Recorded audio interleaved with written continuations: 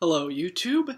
How are you doing today? Now today I'm going to be talking about the Mongol invasion of Japan, and before I continue, I must say, if it's a little bit crooked, I'm sorry, but, my bed, which I usually use for the filming, is, well, let's just say I need a new bed frame, because it sort of just, fell right on through.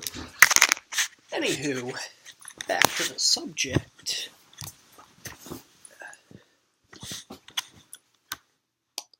Back to the subject at hand.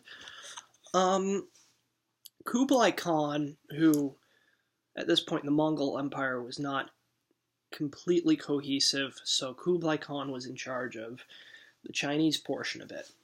Now, the Chinese, through a process referred to by historians as Sinicizing, would make sure that new rulers who came in from outside adhered to Chinese standards of leadership. And this meant getting the mandate of heaven and styling the government in a more Chinese way. In fact, a lot of the reforms the Mongols made to government in China went completely back to default Chinese after new people were in charge. Anyhow, though, this video's not about China, it's about Japan and the Mongols, and they tried to invade it. So, early back into the 1260s, Kublai Khan was sending diplomats and emissaries to Japan, basically saying, "Hey guys, what up? Let's work together here." Now, the one in 1266, the letter read something like this. I've got it right here. "Cherished by the mandate of heaven, the great Mongol emperor sends this letter to the king of Japan. The sovereigns of small countries sharing borders with each other have for a long time been concerned to communicate with each other and become friendly. Especially since my ancestor governed at heaven's command, innumerable countries from afar disputed our power and slighted our virtue. Goryeo, or I don't know if I'm pronouncing that right, it's also pronounced Goryeo, I think. Actually, it's where the modern pronunciation of Korea came from. So this is Korea, and we're talking about the Goryeo dynasty. Anyhow, Goryeo rendered thanks for my ceasefire and for restoring their land and people when I ascended the throne.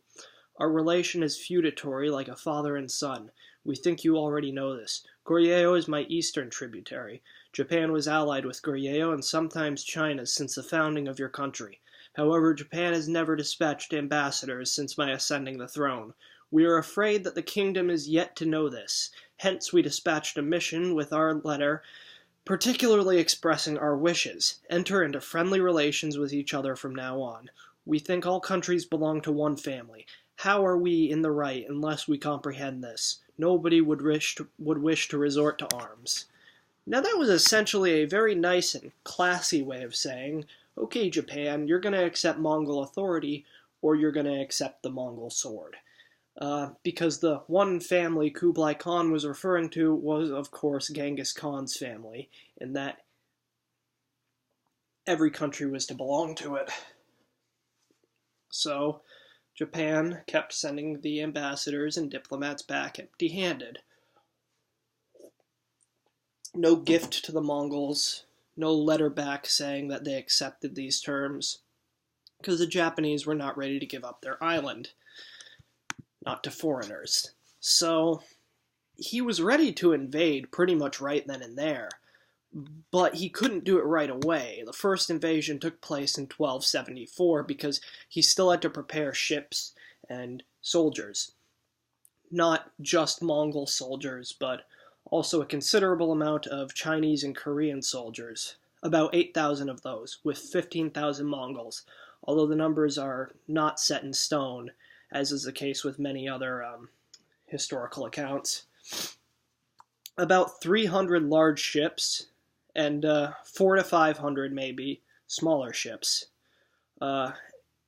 And they were going to set out from a part of China, one of the trading hubs, and hit Japan. Now, Japan was preparing for this kind of thing ever since receiving notice from the Mongols that the Mongols were interested in Japan. And Japan began to fortify the coastal areas that would be most likely to get attacked by Mongol forces. And governors and such who presided over those areas were ordered to return home and build up the biggest army they can to fortify. Now, when the Mongols landed, they initially experienced quite a bit of success. The combat style that the Japanese used did not go very well in fighting against the combat style the Mongols used. See, a lot of Japanese combat was based on single combat. You know, one guy walks out, another guy walks out, and they fight each other.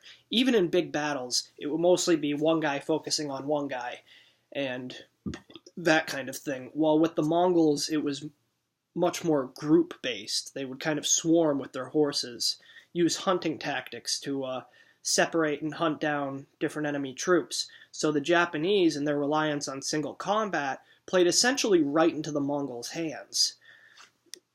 Now, that's why the Mongols were able to make significant pushes in.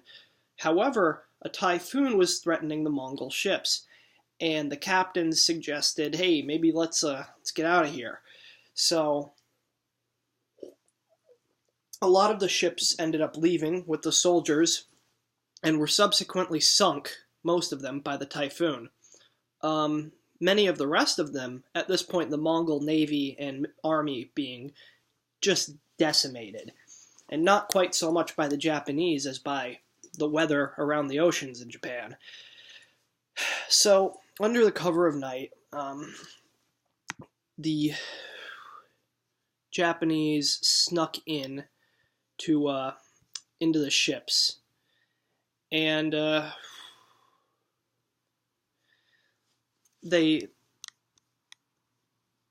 sorry, I lost my train of thought there for a second. They snuck into the Mongol ships and killed the Mongols. Now, this was a surprise attack, so first of all, they had the element of surprise on their side, and second of all, the Mongols that relied on, horses and wide open spaces to fight, didn't have either of these things when they were in these cramped ships. So they didn't have access to their horses. Maybe they weren't really getting their bows out on time. They definitely couldn't, jump on a horse and run around shooting arrows anymore. They had to stay put on their ships and try to shoot the Japanese before they boarded. But in many cases, the Japanese boarded before the Mongols even knew it hit them. And the Japanese, with their reliance on single combat, were able to be at the upper hand in these cramped environments. Now this actually brings me to another point about, yes, the katana.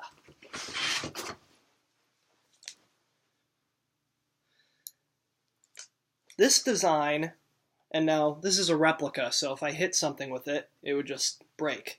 But this design was pioneered by the Japanese after they realized that their swords kept getting stuck in the boiled leather Mongol armor, or even breaking on it. So they started folding their steel and things like that, and just using tactics to make the swords much sturdier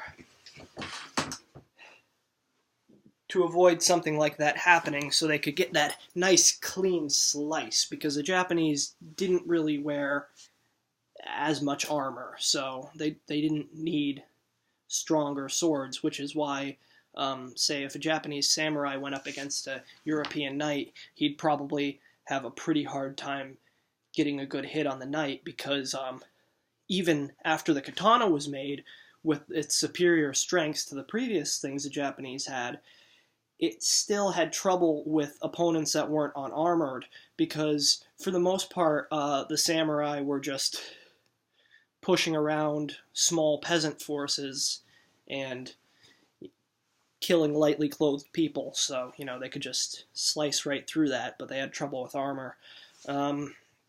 Anyhow, the first Mongol invasion, it failed, and the typhoon, that's where the term kamikaze started to become more widely used, and it means something like a divine wind. Yes, divine wind. So the next invasion also failed, and that was in 1281. Now, the Mongols actually had more ships this time, 900, but they were very hastily assembled, and a lot of them were riverboats. This becomes important later on, so remember that. Now, they had 40,000 troops this time, and another force that they sent had even more than this, with 100,000 troops and 3,500 ships. Now, this was going to be the all-or-nothing attack. We are going to take Japan this time, or we're going to all die trying, because now the Mongols were pissed. This also failed.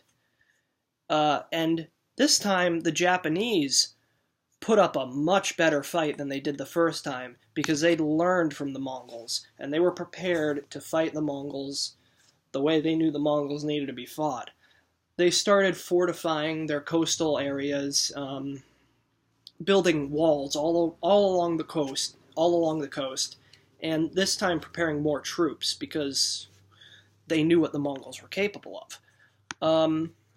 And you see that it was Japanese victory after Japanese victory. While in the first campaign, when the Mongols got to land, they were doing a pretty good job against the Japanese, until, of course, the whole storm thing happened. Now, this time, there was another storm, and just decimated the Mongol fleet. And once again, the riverboat thing is important here, because they weren't prepared for another storm. You know, just think of that. They invade the first time, storm. They can't possibly be thinking that there's going to be another storm. I mean, what are the odds, right? But I guess God was on the Japanese side. Or what have you. Now, that's how, so a coordinated Japanese effort to defeat the Mongols the second time around, while having abundant knowledge of Mongol tactics and Mongol ability, coupled with another storm, led to a decisive Japanese victory the second time around, even more humiliating to the Mongols than the first one, because this time the Japanese were relying on the storm still, but also their own ability to repulse an invading force. Now, the shogun, or the emperor, I think, yes, the emperor, led prayers all around everywhere. So, you know, they were praying that the gods would help them defeat the Mongols, and hell, maybe it worked when you look at all these crazy storms both times.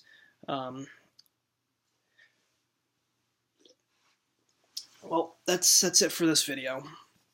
Still waiting for that Tab sponsorship, that Coca-Cola sponsorship. Yum.